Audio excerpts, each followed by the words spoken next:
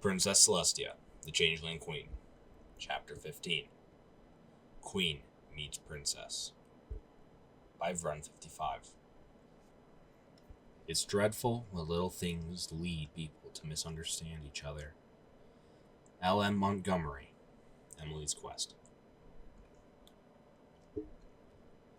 I felt the cool desert air on my back as I appeared in the Badlands, and the deceptive firmness of fine sand below my hooves. I had not visited the Badlands in some time, but there was one place I keenly remembered. A site for me to anchor my concentration and allowed me to create a portal. A lone obelisk stood in the desert sand, a monument to the last battle in the first war of my reign, a civil war that had almost torn Equestria apart. Time and the desert catabats had not been kind to the obelisk, and much of its detail. Its glyphs had been wiped away, and its marble pedestal was hidden by sand. But I still remembered the tears that had been shed at this monument, the sorrow I had held for ponies who gave their lives dear to me. A deceiver. On that day of mourning, I swore on the monument to give my all in order to protect my ponies from all conflict, no matter if I had to abandon my vendetta to do so. It seemed perfect to revisit the place where I had not only acknowledged Equestria's ponies as my ponies, but the memory where I had promised to lay aside my vengeance for the ones I loved. I needed to be reminded of my oath, because I feared that for the moment my eyes laid on chrysalis, my anger, much as it fueled me, terrified me. It stretched behind me like a dark shadow, waiting to pounce. I slowly exhaled and looked past the monument to the great chasm, where the red rock of the Badlands appeared to have been cut into ribbons. I wasted no more time admiring the scenery, lest I lose what resolve I had left, so I spread my wings and flew. Chrysalis yawned widely, the lungerous sound echoing through her private chambers. With a grunt, the queen shifted on her makeshift bed of animal furs and stolen equestrian fabrics and cushions. The combination of what most ponies would find disgusting in comparison to what some of her subjects would see as soft made a bed that was surprisingly comfortable to sleep on. As her body relaxed and her mind slipped into slumber, the queen licked her lips as she let the problems her hive was facing fade into the back of her mind. The banging of frantic knocks threw Chrysalis out of her sleep. She sprang to her hooves, throwing away blankets and fur coats as she made her way to the door. While Chrysalis rapidly blinked away the sleep she held, she wondered what could possibly warrant the guard interrupting her rest. The queen opened a crack in the door, showing the concerned face of the guard. That worried Chrysalis, but not unduly. Her door guards had always been high-strung. "Why did you wake me?" demanded Chrysalis, in a tone that suggested extreme annoyance. Princess Celestia," stammered the guard. The queen examined the guard more closely and frowned. The changeling soldier was quaking in his carapace, his fangs making an awful chattering sound as they chafed together. The queen's muscles tensed. There was something more intense about this soldier's fear that made her heart shudder. Chrysalis frowned. "Princess Celestia, what?" "Princess Celestia arrived at our hive's entrance. She demanded to be taken to the throne hall, and we had to oblige." The guard barely finished his sentence before Chrysalis slammed the door open and charged to her throne. She raced through the tangled web of corridors within the hive to the final doorway that led to the hall. Once there, the queen took a deep breath to still her the fear shaking her slender frame. Nothing she wanted to be prepared for whatever the Princess of Equestria had in store for her. As she tried to calm herself, Chrysalis could not stop questions from running through her head. Why was Celestia here? Was it because she didn't come to the Everfree Forest? What did the Alicorn plan to do with her hive? Chrysalis squashed her panic, pounding in her heart, and snarled. Whatever that princess had in store for her, she would confront it as a changeling queen. There were times for changelings to run and vanish. This was not the time to do so. With a soft click, Chrysalis opened the door with her magic and trotted into the hall. At the clip of hoofsteps, Alternia's silent contemplation was interrupted. Through half-lidded eyes, Alternia watched her sister make her way to the throne.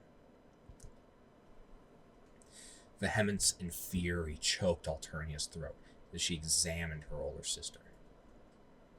Her mother's death and much younger Chrysalis's vindictive expression coming to the forefront of her mind. Her muscles tensed, ready to spring. Alternia almost snarled. Out of nowhere, another image quickly juxtaposed itself on top of Chrysalis's sneering expression. It was of a ruined Equestria. Thousands of dead ponies and changelings lying on the ground. A massive obsidian obelisk stood over the bodies, its long shadow cutting over the corpses. Quickly, Alternia blinked her eyes and exhaled slowly. She would not let that happen. She hated her sister. But she could not let any pony or changeling blood be spilt because of her want of vengeance.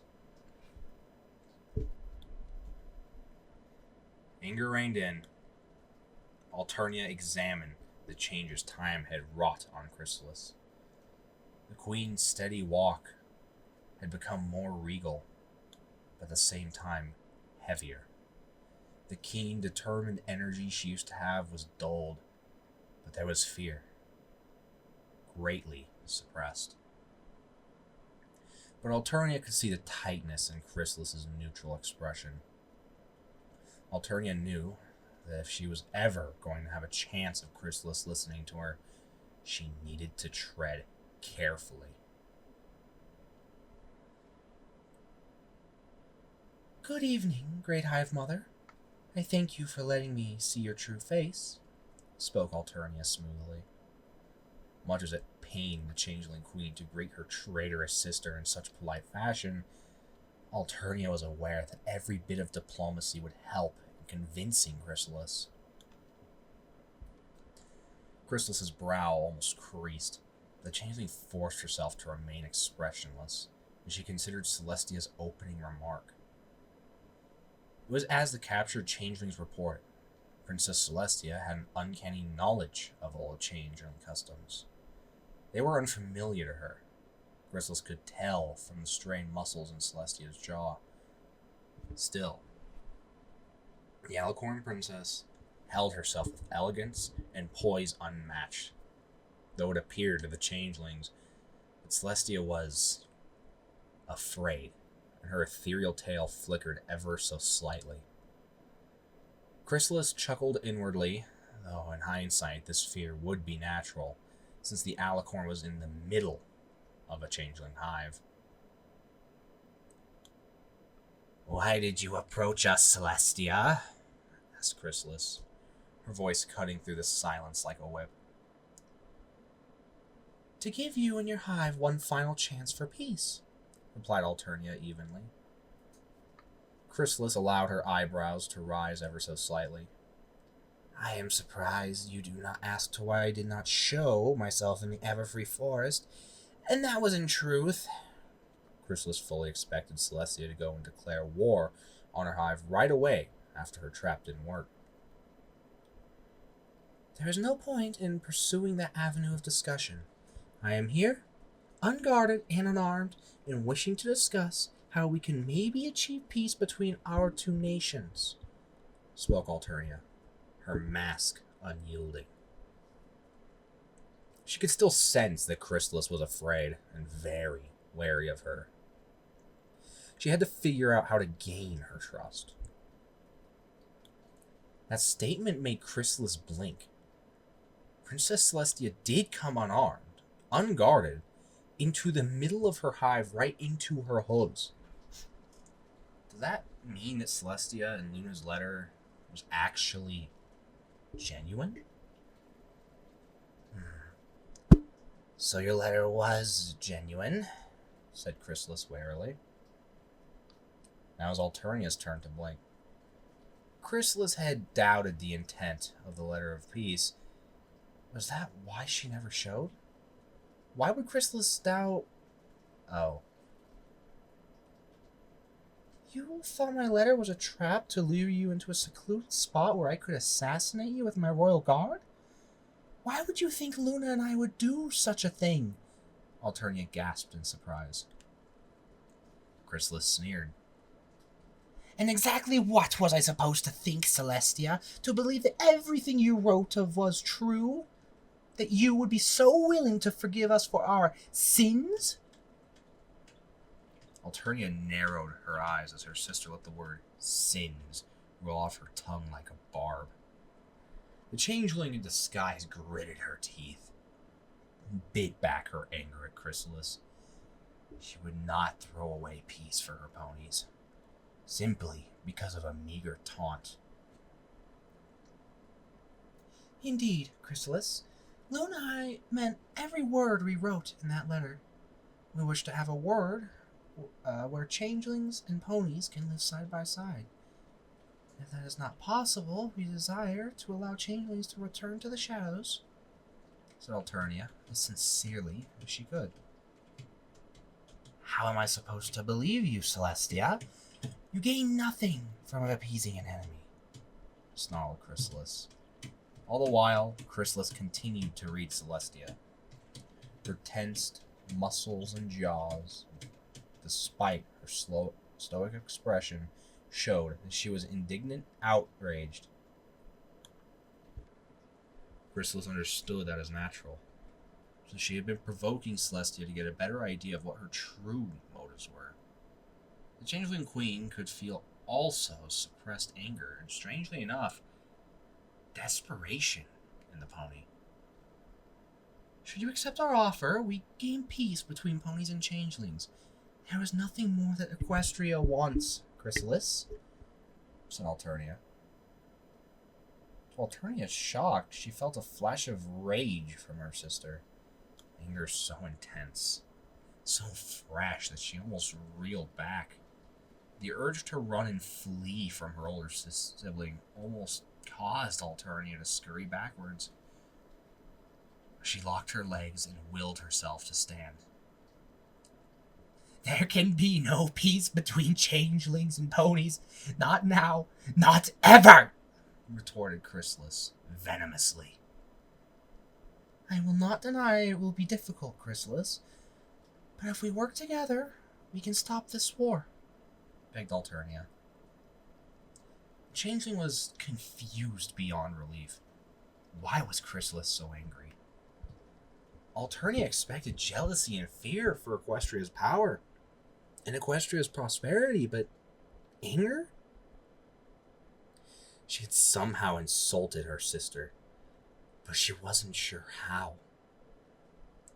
And how would we ever attain peace, Your Highness? I doubt the changelings hold the highest approval rating on the opinion polls right now. Even if we sit down to talk, I am sure that you know that my hive will starve to death before any lasting agreements can be made, growled Chrysalis. Alternia bit her lip and sighed. She hadn't wanted to reveal this fact, but her sister was so mistrustful that she had no choice. I can offer your love to sustain your hive until we can figure a solution and negotiate a way for your hive to continue to collect love, said Alternia. Chrysalis's eyes widened so large as plates, and Alternia had to resist the temptation to chuckle. Slowly, Chrysalis stood from her throne and trotted slowly to Alternia. You lie. There's no possible way for a pony to transfer or give love energy to a changeling apart from loving that changeling. And I doubt that'll ever happen anytime soon. Besides, I doubt your niece will ever agree to spread love among us, said Chrysalis, her focus on Celestia's features. Ever one of the changeling's sentences were honed like a knife. Yet what Chrysalis's observations and instincts told her was surprising. The princess wasn't lying. She had been hiding that information, but had reluctantly admitted it. The reluctance certainly showed that she had been telling the truth. I know a spell that can transfer some of the love Equestria has for me to your hive. It will not sustain your hive forever, but it can serve as a temporary measure until we find lasting peace, spoke Alternia. Chrysalis frowned. She was sure Celestia wasn't lying about being able to transfer love, but the changeling's gut told her that the princess was hiding something. Quietly. The changeling circled the alicorn, who stood unflinchingly against the changeling's prying gaze. I'm not doubting your spell, Celestia, but I don't trust you completely. You come speaking promises of trust and peace, yet you hide your feelings behind a great mask, said Chrysalis in a softer, still dangerous tone. Alternia almost sighed in relief. At least her sister seemed to have calmed down slightly. We all have our skeletons in the closet, Chrysalis. I'm sure you have your own too. The older changeling queen snickered. True, but that's the delight of the game of deception. Finding your enemy's secrets while keeping your own safe. Alternia allowed herself to chuckle at the old changeling saying. As Chrysalis stalked off her throne and sat on it. I do have some questions, Princess. For one, why would your ponies ever want peace with my kind? Inquired Chrysalis. Well, Equestria's ponies desire peace greatly, and are compassionate in nature. There are some who wish revenge upon your kind, but I'm sure that if my ponies are made aware of your hive's difficult situation, we will be able to come up with some sort of agreement, or at least a non-aggression pact, said Alternia honestly. Chrysalis's eyes narrowed. Celestia said that with such certainty and belief that the queen was inclined to believe her. But that made no sense. Not to mention, there was something wrong about Celestia. Her fear, her slightly closed-in stance, and the suppressed nature of her emotions and body language all suggested the alicorn was hiding some big secret. And given the pony's actions in the past, why would Celestia offer peace now? You don't make any sense, Celestia. I've been quite perfectly clear as to what I believe, Chrysalis, said Alternia. That is what I believe too, but I need more proof that you will follow this through, said Chrysalis. She was still suspicious of Celestia, even more so. By reading Celestia's emotions, Chrysalis expected some anger and hate, but the intensity of the anger was something the queen could not anticipate. Admittedly, Celestia hid this anger quite well, but the queen was a veteran at sensing emotions. Most distressing to Chrysalis, though, is that mixed in with her anger was fear. Fear of some pony who had some secret she needed to protect. But what? Alternia frowned, somewhat bewildered. She could sense that Chrysalis wasn't on guard so much. An improvement. Yet, her sister was still in fear of her, and her anger had not completely abated. It wasn't even the form of anger that Alternia had expected. The changeling had thought her sister would have a form of ashamed, jealous rage that would make sense given her defeat in Canterlot. But the emotions she felt stemmed from a different source. a familiar one. But Alternia couldn't place it. Chrysalis, can you explain why you cannot trust me? You said you believe that I want peace. What more do you demand of me? There is much I wish to demand of you, princess, but what I am most concerned by your attempts to hide your emotions, Celestia. Particularly, I am worried about your anger. Well, suppressed as it is... Alternia flinched in fear. She could not prevent herself from that instinctive reaction. And Chrysalis sneered. Surprised? I'm a changeling, princess. I can sense your emotions. You're very angry right now. Vengefully angry, even. Which I kind of understand, since I did defeat you and harm your beloved ponies, but still, it is not a comforting thought to sense you have that much hate for me. Changeling's expression suddenly darkened, her visage twisting into a snarl. Finally, you've had your chances before to have peace. To know that we exist, Celestia, and your ponies rejected it. What makes you think we get a second chance? Alternia blinked and stared at her sister uncomprehendingly. I beg your pardon, Queen Chrysalis, but I have no idea as to the chance you're talking about.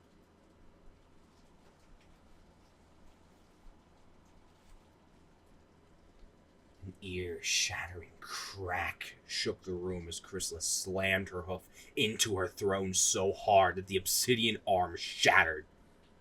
Alternia almost fired a spell by reflex, but she stopped herself in time. As Chrysalis stood up, flames began to crackle around her, and the air began to thrum with magical power. Alternia's frightened eyes met her sister's wrathful gaze. She had obviously said something wrong to earn her sister's ire, but Alternia had no idea as to what. You dare deny what your ponies did, Celestia? For one moment I thought you were not as dishonorable as you thought you were, boomed the queen's voice, thundering through the halls like a great tidal wave. Terror at her sister's actions made Alternia quiver in fear. Chrysalis, please, you need to calm down. I honestly have nothing of what you speak, stammered Celestia. Her instincts were telling her to run and hide. As Alternia glanced behind her, she saw there was no way out. Oh, why did she have to be so noble and check if her obviously crazed sister wanted peace? What would Twilight, Luna, Blueblood, and her loved ones have to say? You lie, because I have known I could never trust you. I can smell your fear, your hesitation. Much as your anger masks these emotions, I can still sense you are deceiving me and hiding some great secret from me. If you wish to leave this hive, Princess Celestia, you will tell me that secret, growled Chrysalis. Alternia blinked and cursed at her stupidity. Chrysalis had sensed her fear and her hesitation at her identity being discovered. Her sister had taken it as a sign that she had not been truthful with her. Then again, she wasn't being completely truthful with her sister. That knowledge, though, was no help to her at this moment. Even if she admitted her secret, her sister would be no less angry. In fact, Alternia was certain her sister would immediately try to kill her. I can't tell you, announced Alternia, her mind working on a sequence of spells she had planned to unleash against her sister. She had to get out. There was nothing else she could do. War was going to happen. At least she knew that she had done her best to try to prevent it, and Alternia didn't even want to think of the sorrow she would have caused if she died. Then we are done talking, roared Chrysalis. The changeling reared up high, her horn clothed in green fire. Golden light shone from Alternia's horn as she prepared her own spells. Stop! Chrysalis's eyes widened, horror filling her mind as she saw her crippled daughter slam open the doors and limp into the hall, right behind Celestia. She could see the alicorn begin to turn her head at her daughter's voice. If Celestia caught sight of Lamia, her daughter would be doomed. "Lamia, run!" screamed Chrysalis as she unleashed her fireball. The great emerald flames roared through the air and washed over a shimmering golden shield that Princess had put up. Alternia's attention, slightly distracted by an outburst from behind her, snapped back to her fight with Chrysalis as her shield took the heat of the flames. She knew she had to deal with the enemy behind her, though if she had any chance of escaping. If the changeling behind her was truly another of Chrysalis's daughters, then she'd be a powerful enemy in her own right. Her horn flashed, and Alternia shot a fork of lightning and several blazing beams of light at Chrysalis. The changeling managed to dodge several rays, but the crackling tendril of lightning slammed into her chest plate and threw her over her own throne. Immediately, Alternia spun around, ready to confront a spell or perhaps a weapon. A silent curse came to Alternia's lips as her gaze settled over the slender form of a changeling queen. Channeling her magic into her horn, Alternia prepared to cast a nasty paralysis spell on her new opponent. But as Alternia's eyes took in her enemy, she gasped and lost complete concentration over the spell she was about to cast. Instead, all she could do was stare. Horror struck at the changeling's missing leg, the scars that gashed her crippled frame, and the gaping hole where her left eye was supposed to be. Despite being winded and her shoulder aching, Chrysalis forced her battered frame to her hooves. All the while, she had hoped her daughter was still alive, not blasted to a crisp by the probably furious Celestia. As she frantically searched the throne hall, Chrysalis was relieved to see Lamia still standing defiantly. It was then Chrysalis noticed Celestia, her back turned to the throne and to her. The changeling was about to strike to end the foolish alicorn princess, but as she raised her horn, she caught a glimpse of Celestia's emotions. The sheer bewilderment, shock, confusion, horror, and sympathy that Chrysalis felt in the alicorn froze the changeling queen in her place. If that wasn't enough, Celestia's question made Chrysalis lose her grip on her spell immediately. "Who did this to you?" asked Alternia, unable to believe what she had just seen. In her long years, Alternia had seen many wounds. She knew the only possible thing that could inflict such terrible injuries on a changeling queen was spellfire. And given the extent and control of such spellfire, there were only two subjects. One far more likely than the other. That suspect was the one she dreaded, but would explain everything that had transpired. Lamia's eyes widened. She had fully expected Celestia to slam her with a spell and wipe her off the face of Equestria.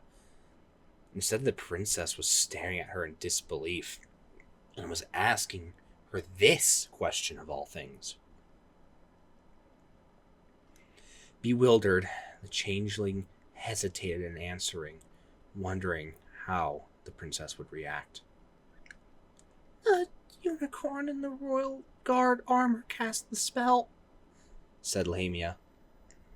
Every muscle in her body braced for however the princess would react. It was only words, but Alternia staggered as if she had been slammed with a curse. There was no reluctance, no doubt. Alternia searched for all the telltale cues of lying or deception and found none. Desperate, Alternia cast a diagnostic spell on her eyes to let her see magic signatures. While a bright green flame shone from most of the young changeling's body, her injuries were surrounded by a red glow. A shimmering glow that implicated one unicorn with red-colored magic. Alternia blinked, her mind whirling as final piece of the puzzle fell into place. The unexplained hostility of Chrysalis and her anger, the lack of negotiation or forewarning before the changelings attacked, the fear and the rage that she had felt from the interrogated changelings. Now this wounded changeling queen, her sister's daughter, her niece, damaged and warped by spellfire. One of her ponies, one of her foolish ponies had attacked her sister's daughter. One of her ponies had provoked her sister into attacking Equestria. Chrysalis, still bewildered by Celestia's complete inaction, lit her horn as the alicorn turned around to face her. Her eyes focused on the alicorn's face. Chrysalis blinked at Celestia's dismayed expression. The changeling still sensed anger from the alicorn, but most of all, she felt shame, guilt, horror, and sorrow.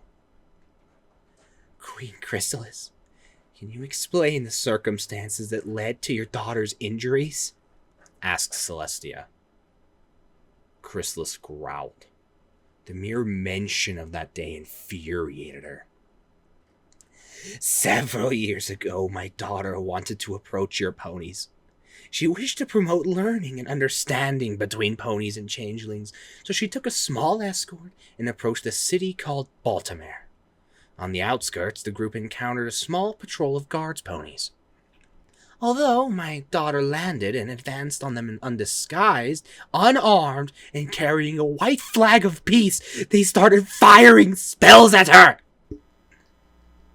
Chrysalis sneered as Celestia seemed to grow pale at the accusations. At the same time, a small thought nagged the back of Chrysalis's head. If Celestia truly did not know about this, then were her offers and overtures of peace not a deception? Under a white flag, whispered Alternia disbelievingly, her eyes focused on Lamia, hoping, begging that what Chrysalis said was a lie. It had to be a misunderstanding. Her sister's daughter had to have struck first or done something to threaten that patrol. I don't know what I did to threaten them, or if I did threaten them with my presence, admitted Lamia. The changeling paused and swallowed as she recalled the events of that horrible day. But I tried to approach them with a white flag, and they launched their spells at me anyway. A death bell rung through Alternia's body, and she shook her head. Unable to deny the truth, Lamia showed no telltale signs of deception. Not a single false emotion or attempt at hiding her feelings. Even if Lamia and Chrysalis had threatened the patrol, why hadn't it been reported? And who had authorized or ordered the use of such a dangerous combat spell anyway? The evidence spoke clearly. Equestria had played a part in eliciting a changeling attack. Alternia snarled, ignoring Chrysalis and her daughter's gasps. Some pony was going to pay for bringing this folly on her beloved Equestria. Some pony was going to pay for bringing her sister to Canterlot and starting the chain of events that led to her unmasking. Imperiously, Alternia raised her head to her sister and met her eyes. She had to suppress the urge to smirk as she noticed her sister step back. Queen Chrysalis, I make you a new promise on behalf of the Equestrian Diarchy and as Princess of Equestria. If you sign the ceasefire, my sister and I dictated to you and agree to come to negotiations for a way for changelings and ponies to coexist. I promise you that I will investigate and punish those responsible for your daughter's injury. Once the criminal has been apprehended, I will do my best to let the entire Equestria know of the crime that has been inflicted on your heir. Finally, I guarantee that you have a say in the punishment and the investigation of this crime. This, I swear on my name, my life, and blood, and the magic I wield. No matter how she narrowed her eyes, Chrysalis could escape nor tear herself away from the fire that blazed in Celestia's gaze. Each word had been spoken with conviction, every phrase backed with pride and confidence. Chrysalis knew Celestia was not lying, and perhaps this had been the Alicorn's aim. Yet, Chrysalis could not answer the princess. It was as if she had been frozen. Pull yourself together, Chrysalis, the Changeling Queen swallowed and wet her dry lips. She knew Celestia was not lying about her intentions, and that despite all odds, the Alicorn was committed to helping her hive and bringing justice to her daughter's attackers. But was it even possible for changelings to live with ponies? Could she ever lead her changelings out of the shadows and into the open where they had lived just fine for a millennium? Why should the changelings oblige the ponies who would force their hooves? Why should Predator concede to the wishes of the prey? Out of nowhere, Chrysalis remembered her mother's final words to her. She could recall the dark, cold glare she had as she had spoken them, how they rung through the chamber of the ever-free hive like a bell tolling. Mark my words, Chrysalis. If you refuse to change with this world, you will doom yourself and any changeling foolish enough to follow you. For so long, Chrysalis had buried memories of Camellia, and the guilt that she had killed her own mother.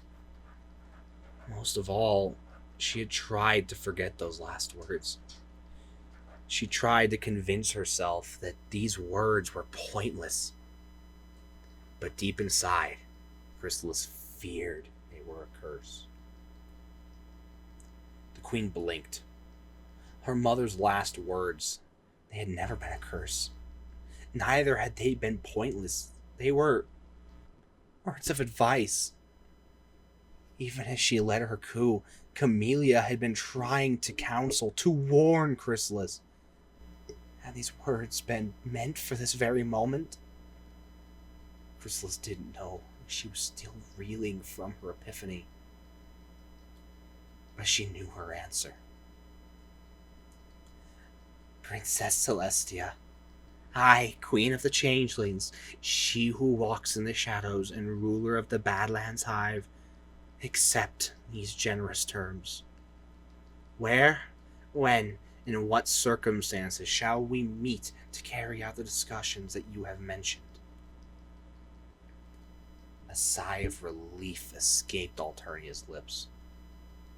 She could tell Chrysalis wasn't lying.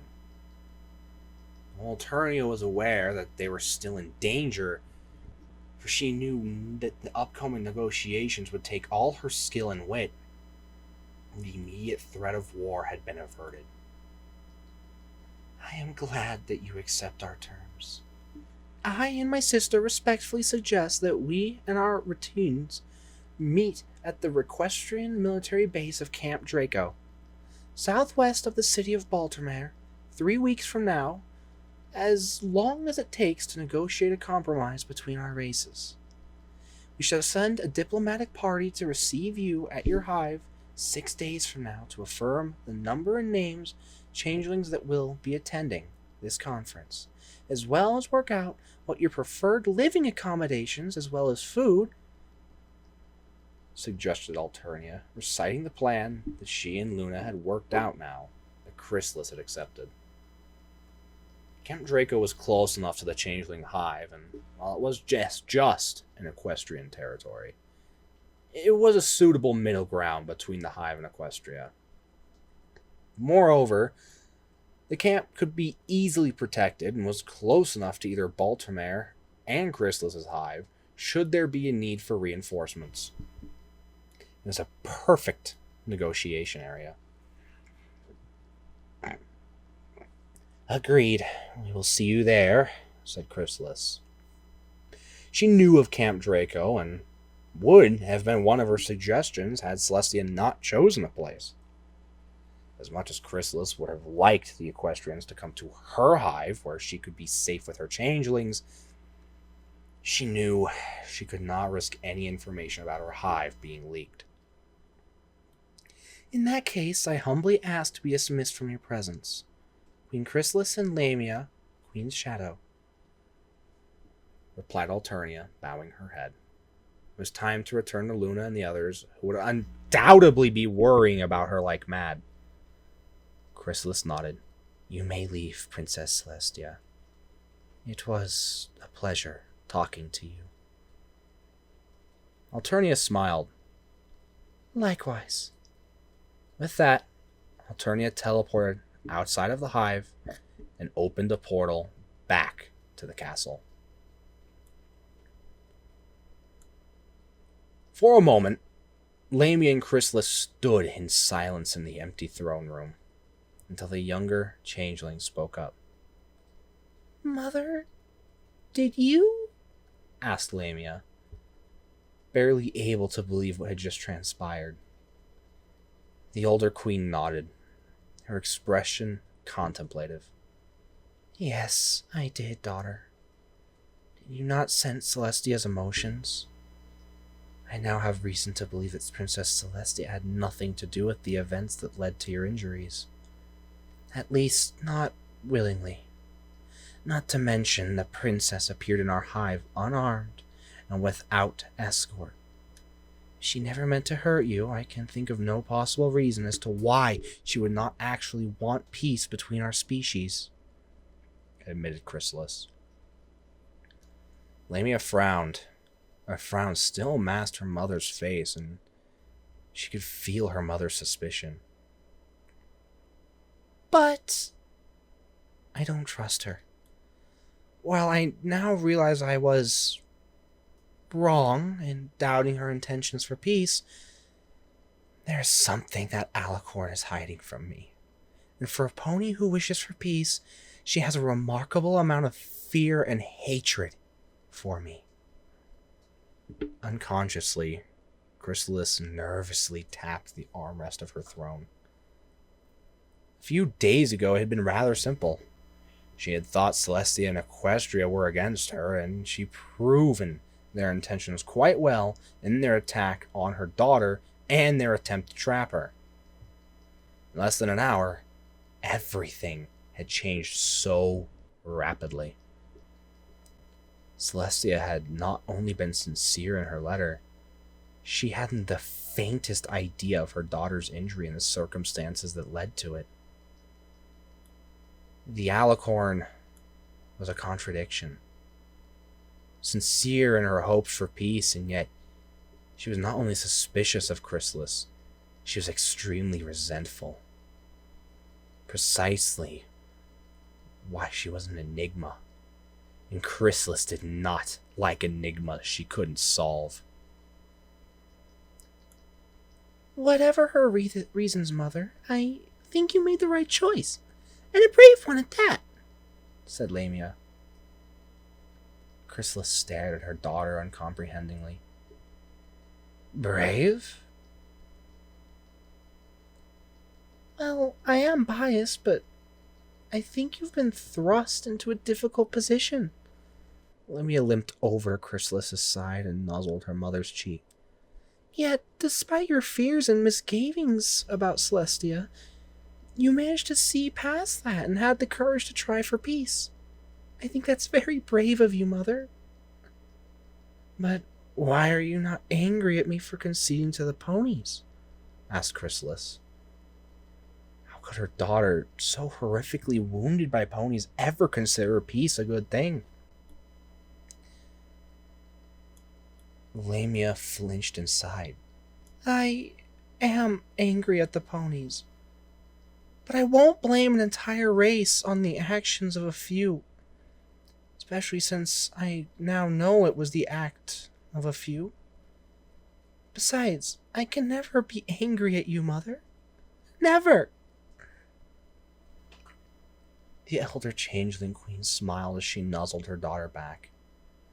As she did, Chrysalis felt a twinge of guilt. She wondered how her daughter would react if she knew what had taken place 1,000 years ago. Thank you, Lamia, my shadow. What does that mean anyway? Asked Lamia, confused. Chrysalis groaned and muttered something about young changelings and a lack of education, began to reiterate changeling protocols and titles, while her mother stood in rapt attention. Queen's Shadow is the title for a changeling queen's eldest daughter.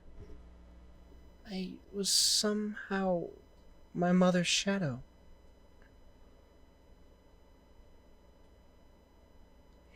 It's strange that Princess Celestia knows of all of these old changeling titles and greetings, chuckled Chrysalis. Lamia nodded, resisting the temptation to frown. It was very strange indeed. I stepped through the portal to the golden flames to see Luna, stoically trying to look strong for every pony. She towered over the others, her stalwart presence meant to assure all present. But the pain and the worry in her heart lashed out at me, making me cringe. My nephew was not much better. He was pacing back and forth, his once fantastically styled mane an absolute mess. Through all this, Syndra sat awkwardly to the side, trying to hide herself. Every pony Luna was the first one to notice me, and before I could say another word, I was knocked off balance as she caught me in a hug worthy of an Ursa Major. Sister, art thou insane, or has the changeling queen rattled thy mind? Can't breathe, sister? I rasped. Luna blushed and loosened her grip so that I could rest on all four hooves. Not that I could, because I was immediately met with my frantic nephew. Auntie, why did you leave like that? We could have gone to the hive with you. You could have waited for a full complement of royal guard. You could have sent a messenger, even gone with Auntie Luna. Why did you have to go by yourself? Demanded Blue Blood, his voice twisted in anguish. Because I had to. Luna and Blue Blood stared at me in surprise at the stern tone of my voice. I didn't want to worry any pony, but I had to make sure Chrysalis truly wanted war. Despite the danger, I do not regret my decision to go alone, because thanks to my efforts, I have managed to make her agree to a peace conference. Quickly, I explained to Luna, Blue Blood, and Syndra what had happened in the throne room. In silence, they listened as I ascribed Chrysalis's apprehensiveness and the hostility she showed. Luna and Blue Blood sighed, but did not remark when I revealed I had told them about my spell to transfer love. When I talked about her mother's sudden anger, Syndra cringed in fear, which turned into sorrow as I told her of her sister's injuries. It was when I described my findings on Lamia's injuries that broke contemplative silence that had settled over my account of meeting Chrysalis. In our mother's name, gasped Luna, her face pale. I grimaced. I had had a similar reaction. Even now, I was still trying to comprehend the implications of Lamia's injuries. I glanced at my nephew, who was mouthing, "What kind of fool?" to the cold night. In Syndra, she was standing. Her eyes wide and her lips slightly apart. Shocked still, I could not imagine the grief and pain she felt from the awful way her sister had been wounded. I sympathized with her, and even now I was still dismayed at what my sister's daughter had suffered. But now was not the time to be stuck in a stupor. Now was the time for action. I raised my tired head. My friends, do not despair. What we have uncovered and brought us one step closer to peace between ponies and changelings. And now, ponies and changelings alike have taken a step past the crossroads toward a path to a new future. A future where ponies and changelings can live together in peace and harmony. Our actions, from this day henceforth, will determine the success of this peace. My speech was cut short as the muscles of my jaws involuntarily opened my mouth. Unable to stop myself, I yawned, my eyelids sliding over my eyes. Somewhere in my brain, I realized that the adrenaline and the stress that resulted from my meeting was wearing off. All I could think and feel now was the urge to sleep. Despite my desire to rest, I tried to fight my dulled senses and keep myself awake just a little longer. As if reading my mind, Luna smiled and stood beside me. Gently, she guided my weary body onto a pile of cushions that had been laid on the castle floor. But first, sister, we must all rest. But what about... I opened my mouth and yawned again. Out of the corner of my bleary eyes, I vaguely noticed Syndra and Blueblood just trotting slowly to their own pallets and sleeping bags. They had been exhausted by the day's events. Now that they were no longer worried about my safety, sleep had begun to call to them.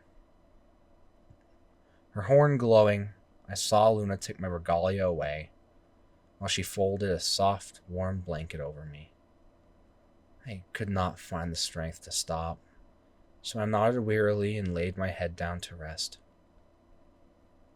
As I did, Luna leaned in close and kissed my forehead.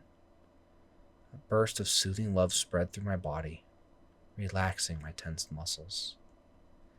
You have done a great deed today, my sister. Sweet dreams, whispered Luna. I closed my eyes and smiled, thinking nothing about how happy I was that Luna had called me her sister.